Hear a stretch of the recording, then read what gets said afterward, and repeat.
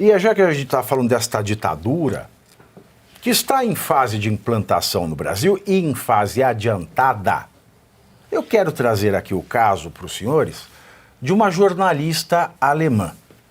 A jornalista alemã Vicky Richter foi intimidada pela Polícia Federal no aeroporto de Brasília. Agora vamos fazer uma pausa aqui no TP, porque eu quero fazer um paralelo aqui, senhores, com a pseudo-intimidação da Naruza Neri, não sei como fala, mas eu quero fazer um paralelo com o caso da Naruza Nesi, da Globo News, que tinha um cidadão num mercado falando assim, olha, a gente com você não devia nem viver. Expressou a opinião dele, pode ser uma injúria, ela pode ter se sentido injuriada, pode processá-lo por injúria, mas calhou da profissão dele ser policial em São Paulo, aí era o policial intimidando, nada. Era só um do povo falando com uma celebridade. E a gente que é gente pública, a gente que é pessoa pública, a gente tem que estar preparado. Não só para elogio, mas para xingo. Se eu fosse pegar tudo que eu recebo de ameaça por e-mail, nossa senhora, eu queria estar no lugar da Naruza Tese. Mas não é. Aí faço um paralelo também com o jornalista português, com o Sérgio Tavares, que também ficou retido pela Polícia Federal e foi intimidado quando ele veio para cobrir uma manifestação no Brasil.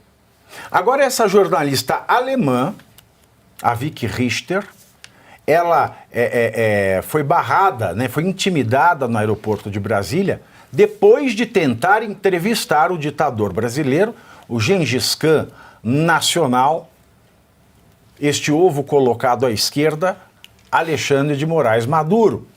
O caso aconteceu em setembro do ano passado, mas veio à tona somente agora. Vicky esteve no Brasil para gravar uma entrevista para o documentário, aspas, Fora Moraes, a luta do Brasil pela liberdade, fecho aspas. No momento em que se preparava para sair do país, ela foi abordada pela Polícia Federal, sob a alegação de que teria entrado no país ilegalmente. Nas redes sociais, que querem justamente calar, porque elas mostram aquilo que os ditadores não querem que nós vejamos, a jornalista postou um vídeo explicando o episódio que considerou, é claro, uma atividade de censura. Vamos acompanhar esse trecho, preste atenção na legenda. So I'm Vicky Richter, I'm an independent journalist and I'm producing a documentary about Brazil and its fight for freedom of speech against de Moraes. And it's mostly about de Moraes, what he did in Brazil and still does. So I tried to interview de Moraes too, because I had the chance to talk with several deputies from the opposition, like Eduardo Bolsonaro, Marcel van Hattem, Gustavo Gaia. And I'm a journalist, so I want to have both sides of the story. So I tried to reach out to the staff from de Moraes, and first I tried to call him. So I tried to call de Moraes' office out of a official office from a deputy in Brasilia, and the number was blocked. And we tried to ask the staff to schedule an interview. She said, oh, write us an email. So I wrote an email to de Moraes and asked for an interview because I'm doing the documentary, like I said, and I want to have both sides of the story, because you always have two sides of the truth, and I'm not producing any propaganda, so I want to have both sides. The answer was not really surprising. He didn't answer, and the next day, that was Friday the 13th, I tried to fly home to the US from Brasilia, and the federal police tried to seize my passport. They said I entered Brazil illegally, which I didn't, because I flew in from Sao Paulo, got my stamp that I entered through customs, everything was fine. Then I flew from Sao Paulo to Brasilia, got my stamp, everything was fine. So all of a sudden, after reaching out to de Moraes and Lula asking for their opinion why they're doing this to Brazil for a documentary, the Brazilian federal police says you entered Brazil illegally. After a while at the airport, they let me go because there was no lawful reason to keep my passport and let me stay in Brazil. So I flew home, but this is how the federal government in Brazil treats foreign journalists who want to expose what's going on in Brazil because they try to silence me. I don't let it get me silenced because your voices in Brazil are ready to heard, and I have to get your word out because what happens in Brazil can happen everywhere all over the world. So it's very important that the world listens what happens in Brazil. Vocês viram aí o depoimento da jornalista alemã Vicky Richter, e ela entra no hall de casos da vergonha brasileira. Essa história entra no hall de casos das vergonhas brasileiras, que vale lembrar que no primeiro mandato, Lula quis extraditar do país um jornalista que dizia que ele bebia muito, vivia alcoolizado, que ele era bêbado.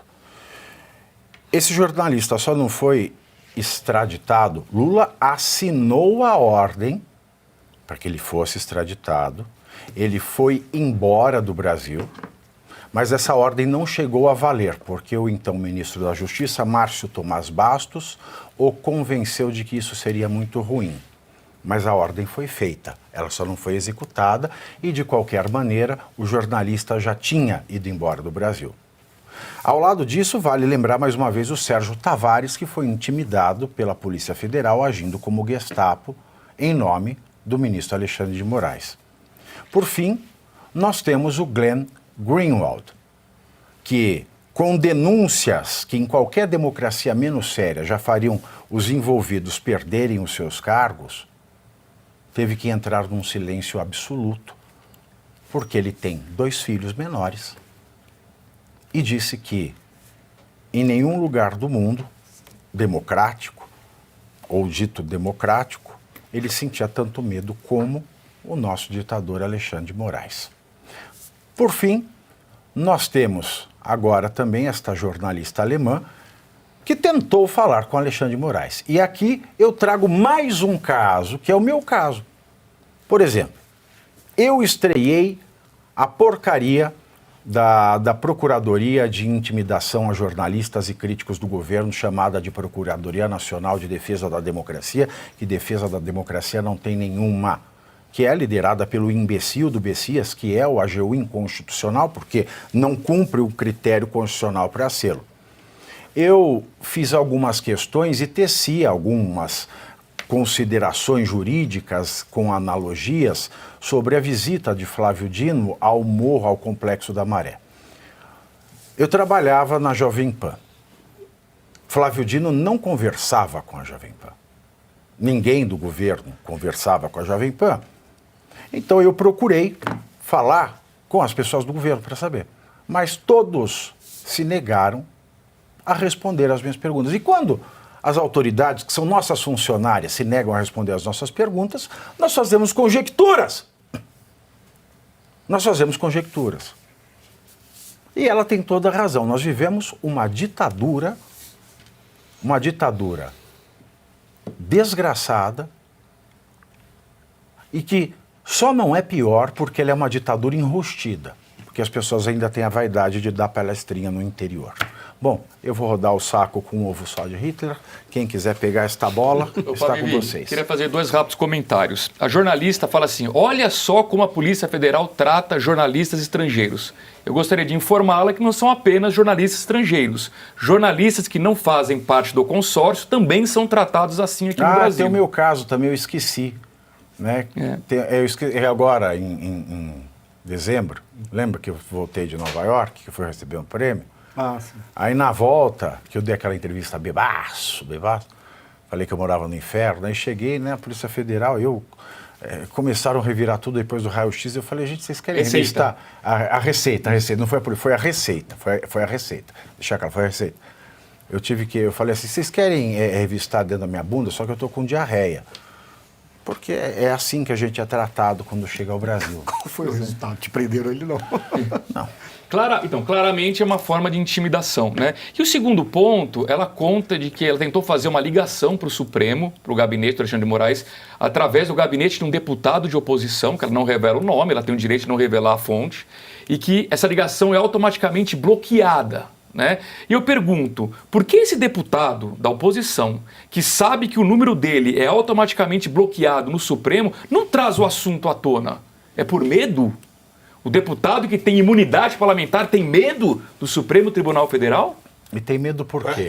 Por que será que ele tem medo, né? Então não pode reeleger ninguém. Então. Porque se você tem medo, não vai ser homem público, vai ser homem privado. E se esconder debaixo do cobertor Exato. que é quente.